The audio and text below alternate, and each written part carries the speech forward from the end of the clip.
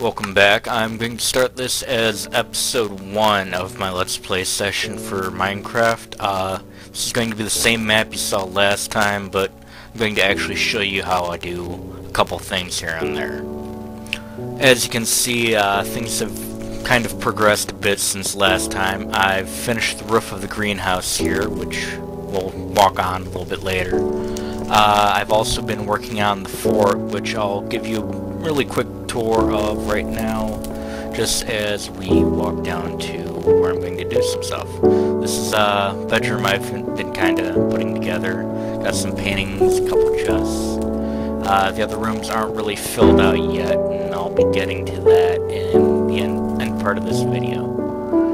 This is a greenhouse. You might remember it. Finished the roof. It turns out I had enough sand to go and complete the roof, so all you need to do if you play from day 30 is just melt it down and build it up. The outside is pretty much the same, just a couple more trees planted because these next few steps are going to need a little bit more wood than what the greenhouse will normally provide. As you may have noticed, the session is being edited and narrated instead of being just live. Just going to see how this works out as opposed to how things were the last time around. You may have seen the reeds just now. We'll be getting back to those. First things first, I wanted to deal with a dungeon here and show you kind of a basic method of dealing with a dungeon close to the surface. I marked it with a fire. As you can see, it's a nice spawner in there, nice dark room. I'm going to relight the fire and go up on top because it's easier to approach all the dungeons with spiders or zombies from above. You can kind of hear the spiders below because a little bit of time has passed. I did a little bit of pre-digging here to make sure I was in the right spot. You can see them jumping around over there. Can't hit them from here, but that chest should provide enough space so I can have them jump on the chest and jump within range of my sword. This is a method I've found that's pretty good for dealing with dungeons close to the surface because it's always lit during the day and stops more things from spawning. If you have to deal with going deeper down, your methodology kind of has to change a bit, but it's still usually better to approach spider or zombie dungeons from above so you can kind of keep them where you want them. Doesn't work out so well with skeletons because they tend to shoot you. And it looks like there's a cave which leads off this dungeon, so you kind of have to still be careful and aware of what's happening around you as you deal with the spawner here. Just place a couple torches there just in case if it turns to night while I'm still in here. And I'm going to light up the cave as we go. Generally you want to place torches as you go so that you can not only see where you're going, but have a sense of where you've been and what areas are clear. I personally try to place torches on the left-hand side just because that's the method of how I find my way around. That way if I need to exit the dungeon I can just look for torches on the right-hand side and just follow those to the exit. I'm kind of running low on torches here, so I need to really quickly make some more. Just goes to show that you need to be prepared when you go into any cave situation so that you aren't just standing around staring at your crafting screen while things run up and kill you.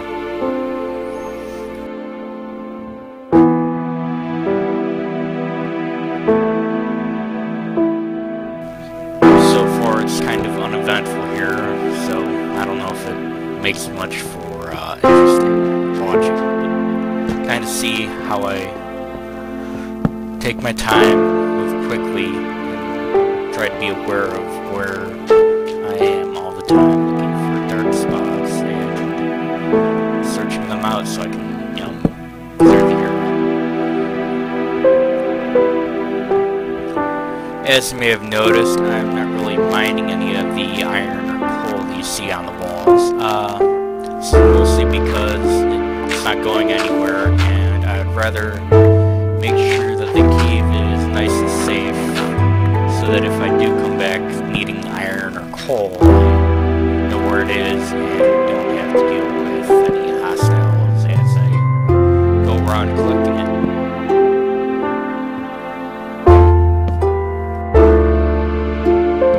I'll probably come back to this cave at a later date to check out that dark pit a while back.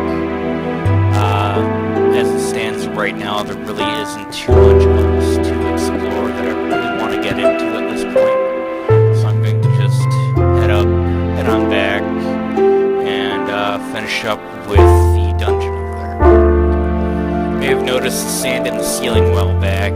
Sand normally falls when there's nothing below it, but it sometimes appears in caves as part of the ceiling and doesn't fall until something around it is disturbed. Basically what that means is that if I go digging for sand above, I need to be a bit more careful just so I don't end up just falling into this cave here and probably being trapped with a whole bunch of water or mobs or who knows what.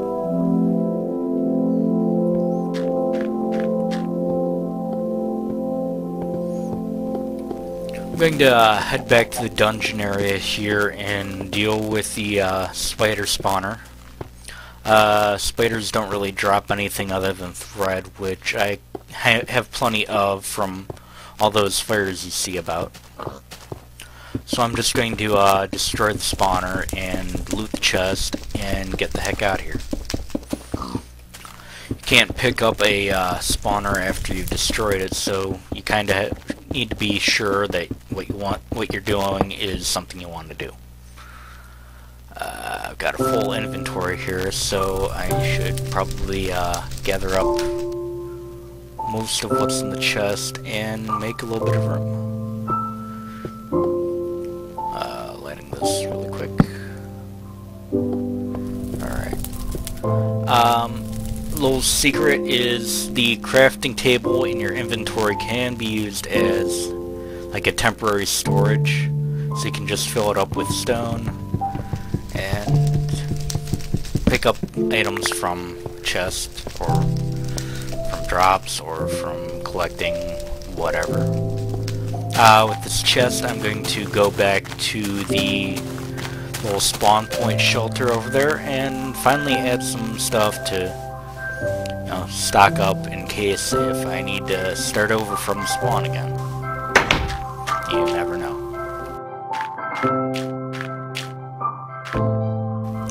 Now, as you can kind of see, the stone is still in that little crafting area. In this chest, I'm going to just stick a couple bare essentials, stone, sticks, wood,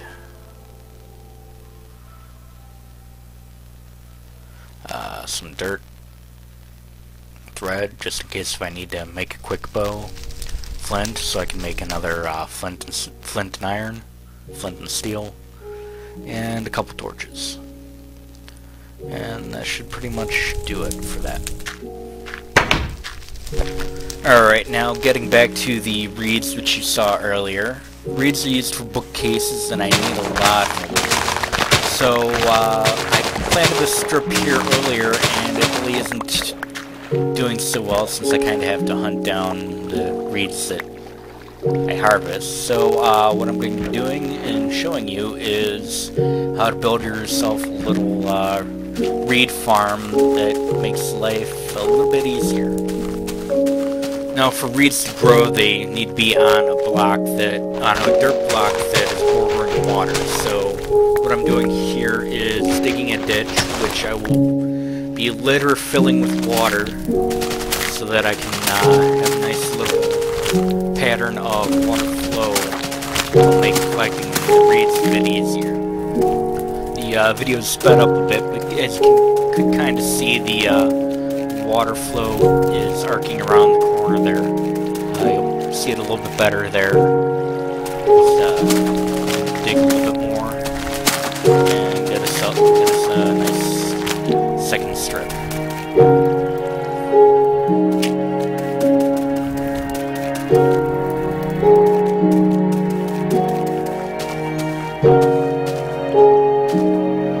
Now if you look, you can kind of see that the water is flowing to a couple spots that are where the streams converge. And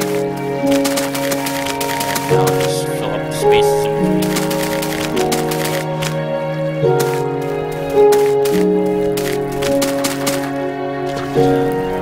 That's pretty much almost that. Light it up a bit, just make sure that nothing goes and spawns over here, because the best thing you want while you're harvesting reeds is a creeper to pop up and say hi. Get rid of the fire here just because it really isn't needed anymore.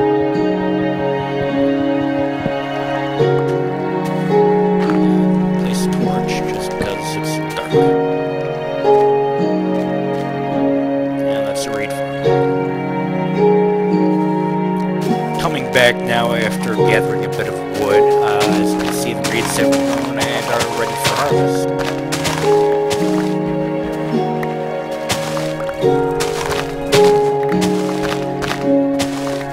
If you can kind of see it, the water flow is pushing one reeds that fall into the water down to a collected point, which will make it easier to gather them up after I'm done harvesting. It's much better than fishing around in a pool for one or two that just happen to fall in.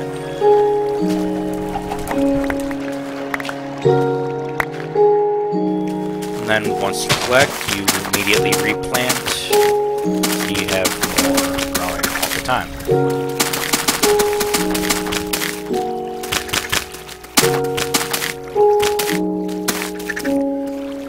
And then what we don't use for planting, we can use for making books and bookcases. I'm not really going to go into too much detail with the whole crafting bit of this, but most of it is pretty self-explanatory. You just arrange the reeds to make pages, you arrange the pages to make books, and you arrange books to make bookshelves.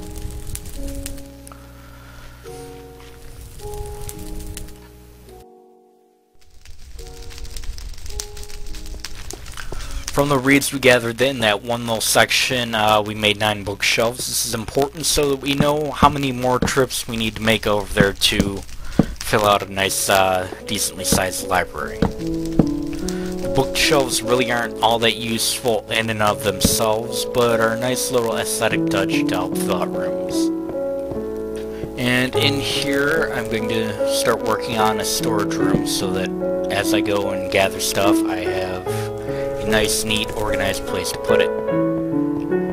As you can kind of see, this is a bit later. I've built up a nice furnace room and put in more chests. All that's lacking now is a bit of organization. Same area a little bit later, now with a couple signs pointing out what the various chests are for and what I should be putting inside them to keep them nice and organized. I also have a couple chests in the bedroom area to kind of store special stuff.